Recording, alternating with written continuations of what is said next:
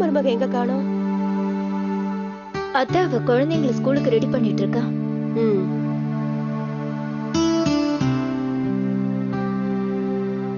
ராஜேஷ் தம்பி, நேத்து எல்லாமே சக்சஸ் தானே? ராஜேஷ், உன் மனசுல இருக்கிற விஷயத்த சொல்லிட்டே இல்லையா?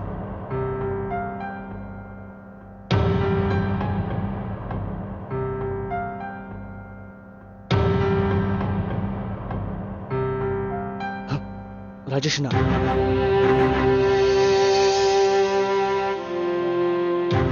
சோ ஃபைனலி நேத்து ராத்திரி உங்க மனசுல இருக்கிறது நீங்க சொல்லிட்டீங்க. ஏன் இப்படி எல்லாரும் சேர்ந்து ராஜேஷை கஷ்டப்படுத்துறீங்க?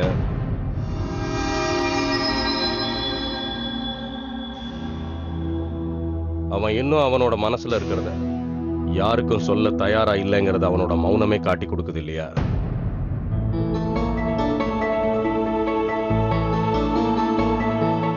பங்கஜண்ணா, நாமளே ராஜேஷ் சார்பா ஆர்த்தி கிட்ட இந்த விஷயத்தை பத்தி பேசலாம்னு நினைக்கிறேன். ராஜேஷ், நீ இப்படியே யோசிச்சுக்கிட்டே இருந்தேன்னு வச்சுக்கோயேன், உனக்கும் ஆர்த்திக்கும் வயசாகி போயிடும். உன் பசங்களுக்கெல்லாம் கூட கல்யாணம் ஆயிடும் போல இருக்கே, சீக்கிரமா சொல்லிடு.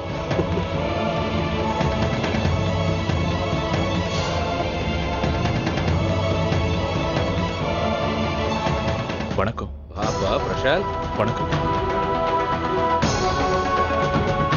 சாரி, நான் இன்ஃபார்ம் பண்ணாம திடீர்னு வந்துட்டேன். நீ இன்ஃபார்ம் பண்ணிட்டு தான் வரணும்னு இல்லையே, ராஜேஷோட ஃப்ரெண்டு நீ. வா உட்காரு. எனக்கு முக்கியமான வேலை இருக்கு, நான் கிளம்புறேன்.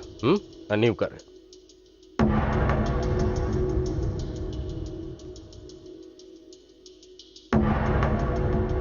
ஏன்பா நின்றுகிட்டு இருக்க? உட்காரு, நான் இதை வந்துடுறேன். சரி ஆண்டி, தேங்க்ஸ்.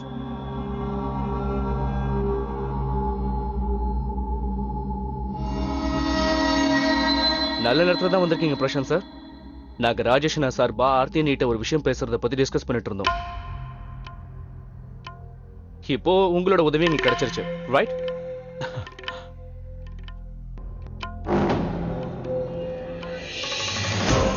அப்படின்னா ராஜேஷ் இன்னும் ஆர்த்தி கிட்ட இந்த விஷயத்தை பத்தி கேட்கவும் இல்ல, வீட்டுல இருக்கிறவங்க கிட்ட அதை பத்தி சொல்லவும் இல்ல.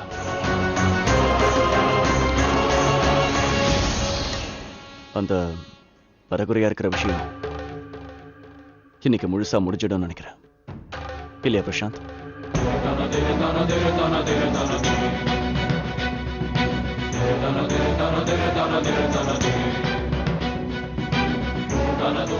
அண்ணா பெண்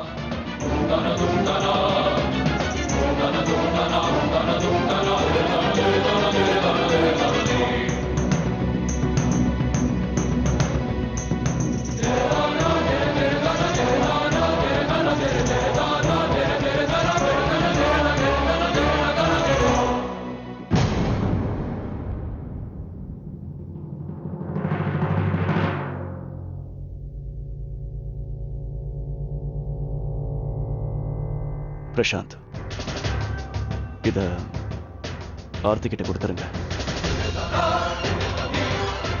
அவங்க குழந்தைங்களோட ரூம்ல இருக்காங்க. நானா?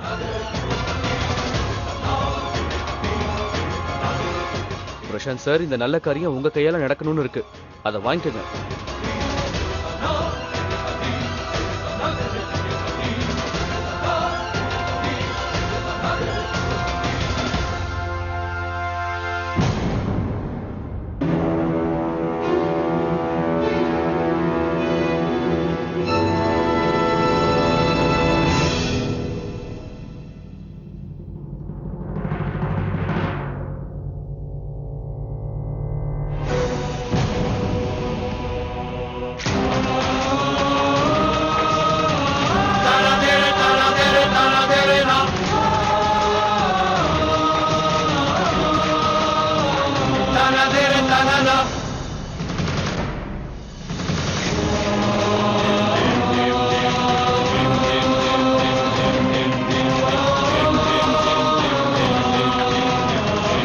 ஆர்த்தி மேடம்,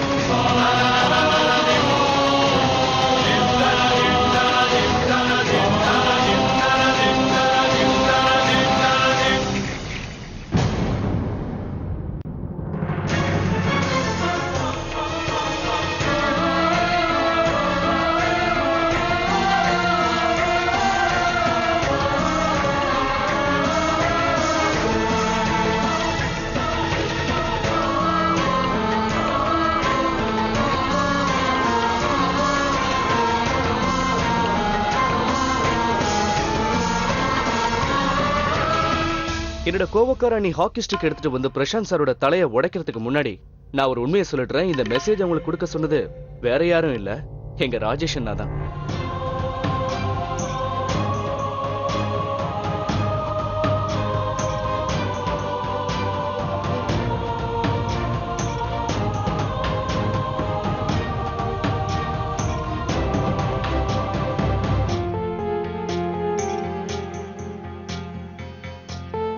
ஆர்த்தி, எங்களோட ராஜேஷ் எப்படியோ தைரியத்தை வரவழைச்சு முதலடி எடுத்து வச்சிருக்காரு. இப்போ உன்னோட டர்ன். நேரா வந்து எங்க ராஜேஷ் கிட்ட பதில் சொல்லு.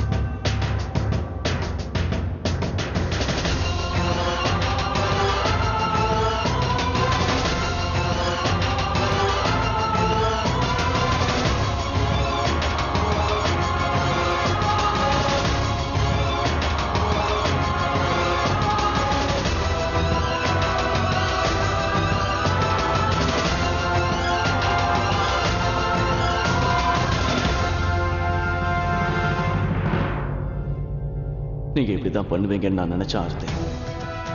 உங்களோட முதல் காதலுக்கு முன்னாடி என்னோட காதலை நீங்க ஏத்துக்க மாட்டீங்க. நம்ம ஆர்த்திக்கு வெக்கம் வந்துடுச்சு. ஒரு பொண்ணு மௌனமா இருந்தானா அவளுக்கு அதுல விருப்பம் இருக்குன்னு தான் அர்த்தம். இது எல்லாருக்குமே தெரிஞ்ச விஷயம் தானே.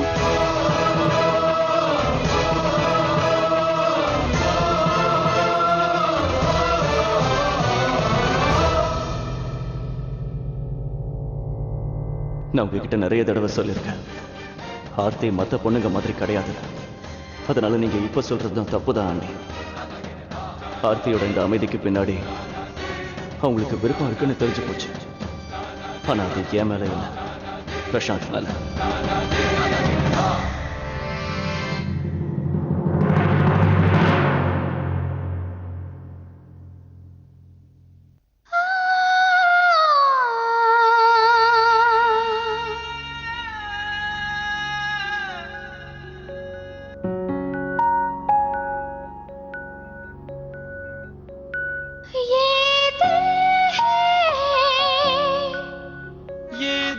இந்த 3 வார்த்தையை கேட்கறதுக்காக தான் நான் இத்தனை நாளா காத்துக்கிட்டு இருந்தேங்க. கடைசியில இப்ப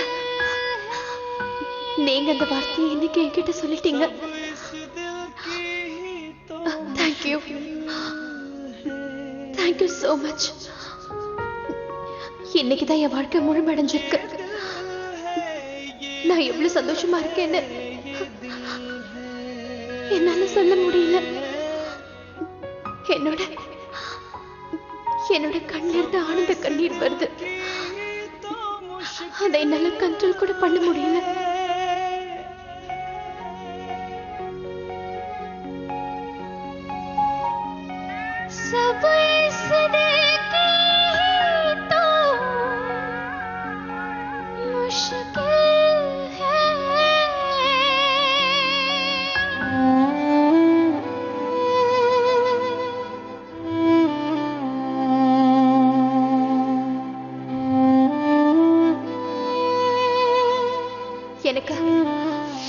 எனக்கு இந்த மறுமணத்துல கொஞ்சம் கூட இஷ்டம் இல்ல பிரசாந்த். மறுமணம் பண்ணிக்கணும்னு நினைக்கவே இல்லை. உன்னை தவிர என்னால வேற யாரையும் நினைச்சு கூட பார்க்க முடியாத அளவுக்கு இருந்தேன். ஆனா என்னால சுயநலமா இருக்க முடியல. உன் அப்பா அம்மா சந்தோஷத்தை பத்தி நினைச்சு பார்த்தேன். அவங்களோட எதிர்காலத்தை பத்தி யோசிச்சு பார்த்தேன். எனக்கு விருப்பம் இல்லாம தான் இந்த மறுமணத்தை செஞ்சுக்கிறதுக்கு நான் ஒத்துக்கிட்டேன்.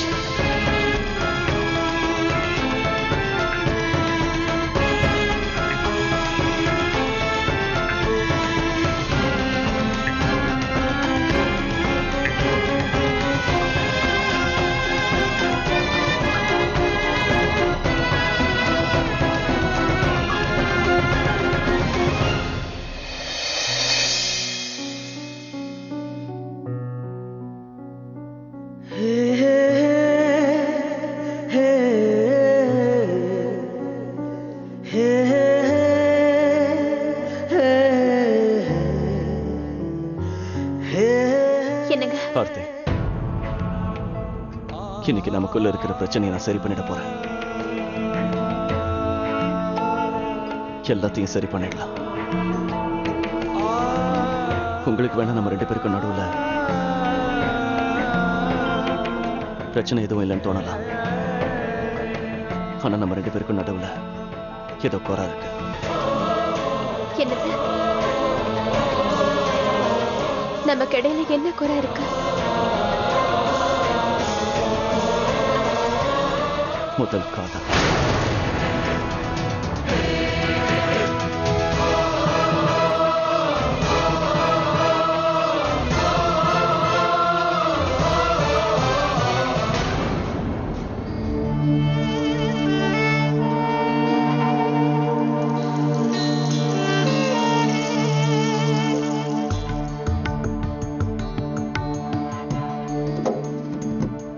I was right, Aarthi.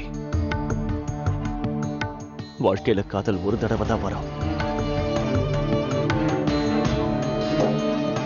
2வது தடவை வர காதல் கண்டிப்பா கட்டாயத்துல தான் வரும்.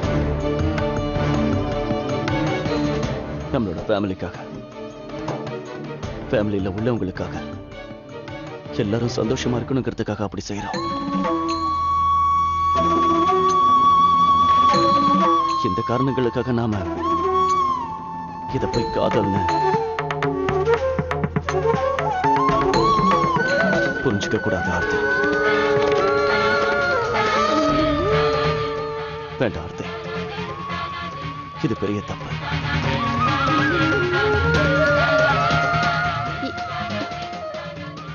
இல்லைங்க, நீங்க தப்பா சொல்றீங்க. காதல் கட்டாயப்படுத்தி வரதில்லைங்க. இல்ல ஆர்த்தி,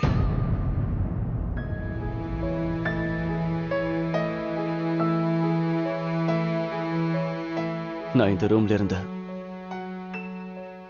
அபிதாவோட போட்டோஸ் எடுத்ததுனால என் மனசுல இருந்த அவளோட ஞாபகங்கள்,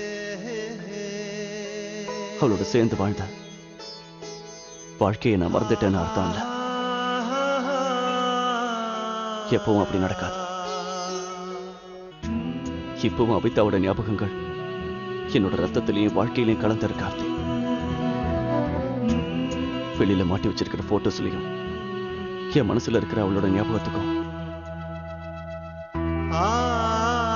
நிறைய வித்தியாசம் இருக்கு ஆர்த்தி.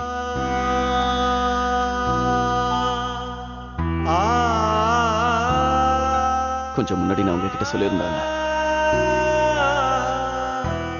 வாழ்க்கையில காதலுங்கிறது ஒரு தடவை தான் போகும். அந்த முதல் காதல் ஏற்கனவே முடிஞ்சு போச்சு.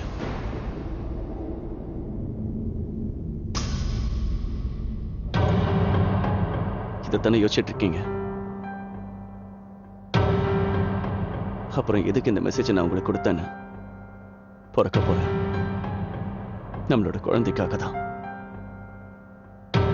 வீட்டில் இருக்கிறவங்க எல்லாரும் இந்த விஷயத்தை உங்ககிட்ட சொல்லணும்னு ஆசைப்பட்டாங்க.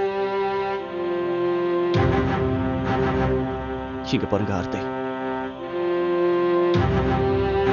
தயவு செஞ்சு ஸ்ட்ரெஸ் ஆகாதீங்க.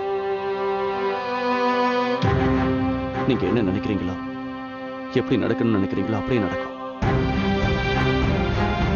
நீங்க ஸ்ட்ரெஸ் ஆனீங்கன்னா உங்களுக்கும் அப்புறம் பிறக்க போற குழந்தைக்கும் அது நல்லது கிடையாது.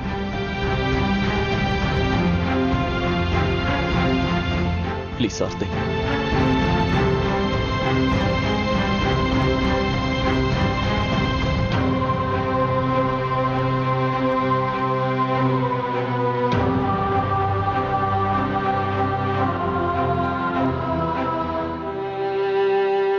உங்க அம்மா கிட்ட சொல்லுங்க, அவங்க எதை பத்தியுமே கவலைப்பட வேண்டாம்னு சொல்லுங்க. அவங்க யாருக்கும் கட்டுப்படணும்னு அவசியம் இல்லை. அவங்களோட சந்தோஷத்துல தான் என் சந்தோஷமோ இருக்கு. அவங்க என்ன நினைக்கிறாங்க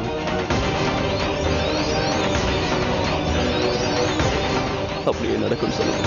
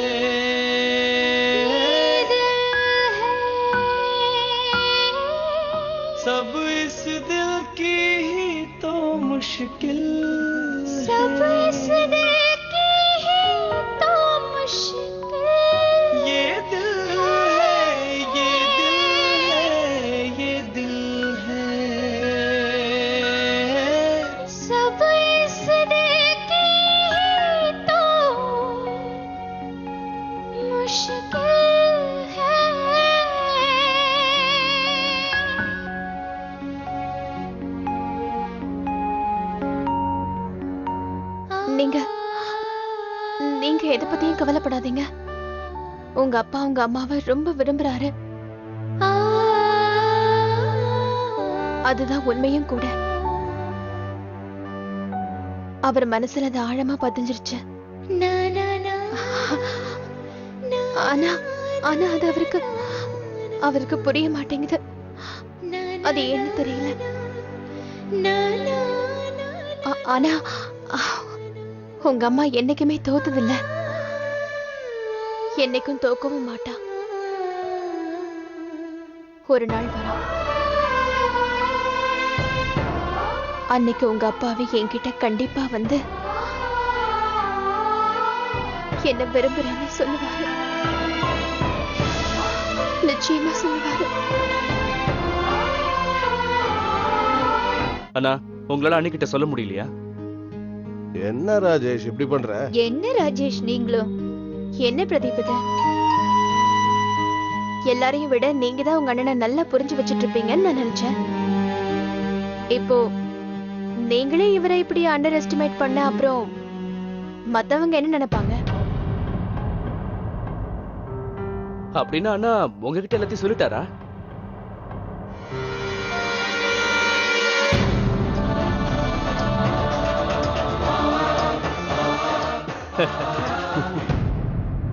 என்ன ஒரு ஆச்சரியம். அப்படின்னா இன்னைக்குதான் நீங்க 2 பேரும் நியூலி மேரிட் கப்பிள்ஸா இருக்கீங்கன்னு அர்த்தம். ஏன்னா அண்ணா அவர் மனசுல இருக்கிறத அன்னிக்கிட்ட சொல்லிட்டாருல்ல, சரிதானே? நீ கண்டிப்பா இந்த சந்தோஷமான நாள்ல எனக்கு இன்னொரு சம்பிரதாயத்தை 2 பேரும் செய்யணும். நீங்க இப்ப உங்க மனசுல இருக்கிற காதல ஒரு அழகான கவிதையா வெளியே சொல்லணும். அக்கா, நீங்க என்ன சொல்றீங்க? ஆர்த்தி, நீ எந்த சாக்கு போக்கும் சொல்லக்கூடாது. சரி சொல்லு, முதல்ல நீ சொல்ல போறியா இல்ல ராஜேஷ் தம்பி நீங்களா?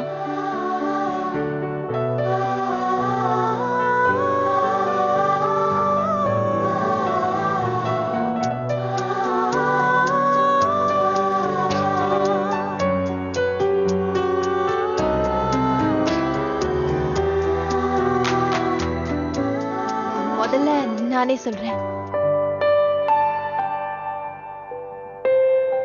உன் அசைவு ஒவ்வொன்றிலும் காதல் மனம் வீசும். உன்னை விட்டு பிரிந்த நொடிகள் ஏவுகணைகளாய் தாக்கும். நான் நினைக்கவே இல்லை இவ்வாறு மாறும் என்று தெரிந்திருந்தால் நான் பூவாய் மாறி இருப்பேன் உனது தோட்டத்தில் என்று.